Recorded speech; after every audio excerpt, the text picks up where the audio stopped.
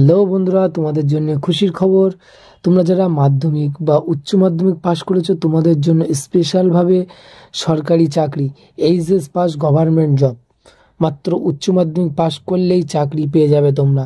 আমাদের দেশের বেশিরভাগ পরিবারের আর্থিক অবস্থা মধ্যবিত্ত বা নিম্ন মধ্যবিত্ত, তাই উচ্চ মাধ্যমিক পাশের পরই অনেক ছেলে মেয়ে পরিবারের হাল ধরতে চায়। আর সেক্ষেত্রে যদি একটি সরকারি চাকরি পাওয়া যায় তবে তা অনেক আকাশের চাঁদে হাত পাওয়ার মতো ব্যাপার। নিশ্চয়ই বুঝতে পারছো। এছাড়াও অনেকেই আছে যারা আর্থিক কারণে বা অন্যান্য কারণে উচ্চ মাধ্যমিক এবং এরপর আর পড়াশুনো এগিয়ে যেতে পারেনি। তাদের সকলের কথা মাথায় রেখে আজকে আমি আপনাদের সামনে উচ্চ মাধ্যমিক পাশে সরকারি কী কী চাকরি পাওয়া যায় ইত্যাদি যাবতীয় বিষয় তুলে ধরবো। তো বন্ধুরা, উচ্চ মাধ্যমিক পাশে কি কি চাকরি আছে 2024 সালে? মাধ্যমিক পাশে কেন্দ্রীয় সরকার, উচ্চ মাধ্যমিক পাশে কেন্দ্রীয় সরকার এবং রাজ্য সরকার উভয়ে বিভিন্ন চাকরি রয়েছে।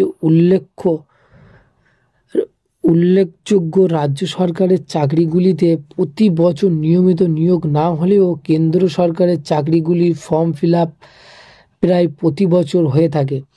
তাই সঠিক পদক্ষেপ এবং প্রস্তুতির মাধ্যমে আপনারাও চাইলে সরকারি চাকরি পেতে পারেন।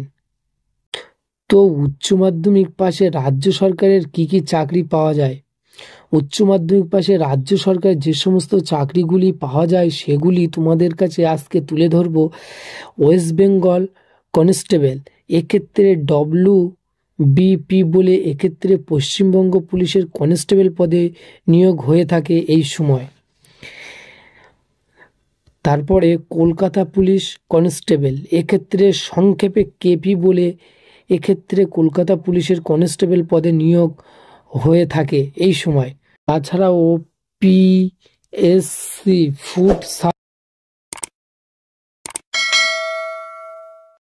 ফুড ডিপার্টমেন্ট এর সাব ইন্সপেক্টর পদে নিয়োগ করা হয়। PSC ক্লার্কশিপ, এক্ষেত্রে ক্লার্ক পদে নিয়োগ করা হয়ে থাকে এই সময় নানান রকম জবের জন্য তোমরা অ্যাপ্লাই করতে পারো। রাজ্য স্বাস্থ্য দপ্তর চাকরি WBHRB, এক্ষেত্রে রাজ্য স্বাস্থ্য দপ্তরের lower division clerk, LDC data entry operator, DEO প্রভৃতি পদে নিয়োগ করা হয় এই সময়।